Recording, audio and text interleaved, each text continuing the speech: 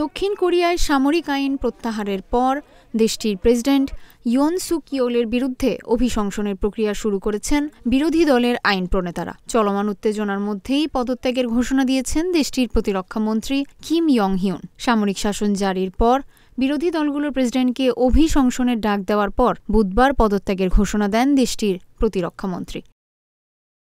এদিকে দেশটির president ইয়ন সুক yellow প্রতিরক্ষামন্ত্রীর পদত্যাগপত্র গ্রহণ করেছেন। তার জায়গায় নতুন প্রতিরক্ষামন্ত্রী হতে যাচ্ছেন সৌদি আরবে নিযুক্ত রাষ্ট্রদূত চোই বাং হিওক। তবে ক্ষমতাসীন দল পিপল পাওয়ার পার্টির প্রেসিডেন্ট সামরিক আইন জারির সুপারিশ করার জন্য প্রতিরক্ষামন্ত্রীকে সরানোর আহ্বান জানান।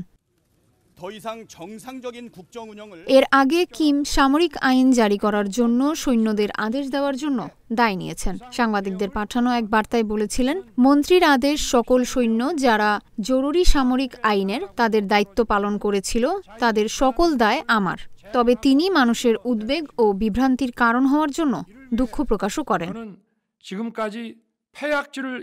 এছাড়া রাষ্ট্রদ্রোহের অভিযোগ এনে প্রেসিডেন্ট ইয়োলকে পদত্যাগের আহ্বান জানিয়েছে বিরোধী দলগুলো। দেশটির আইন অনুযায়ী প্রেসিডেন্টকে অভিশংসিত করতে পার্লামেন্টের 2/3 আইন প্রণেতার ভোট প্রয়োজন হয়।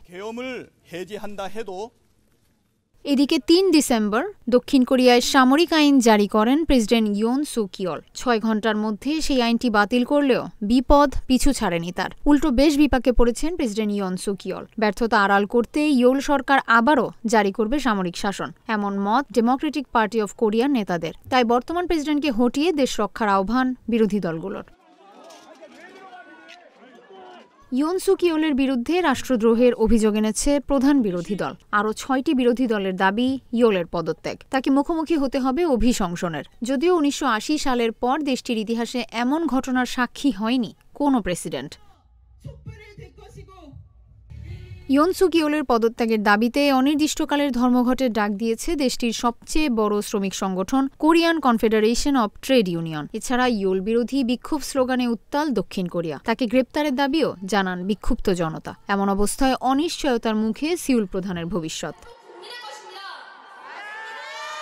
দক্ষিণ কোরিয়ার আইন অনুযায়ী প্রেসিডেন্টকে অভিশংসিত করতে প্রয়োজন 2/3 আইন প্রণেতার ভোট। দেশটির পার্লামেন্টে ইয়োলের দলের আইন প্রণেতার সংখ্যা 108। প্রেসিডেন্ট ইয়োল যদি অভিশংসিত হন সেক্ষেত্রে 60 দিনের মধ্যে বাছাই করতে হবে পরবর্তী প্রেসিডেন্ট। আর এই 2 মাস প্রেসিডেন্টের দায়িত্ব পালন করবেন দেশটির প্রধানমন্ত্রী।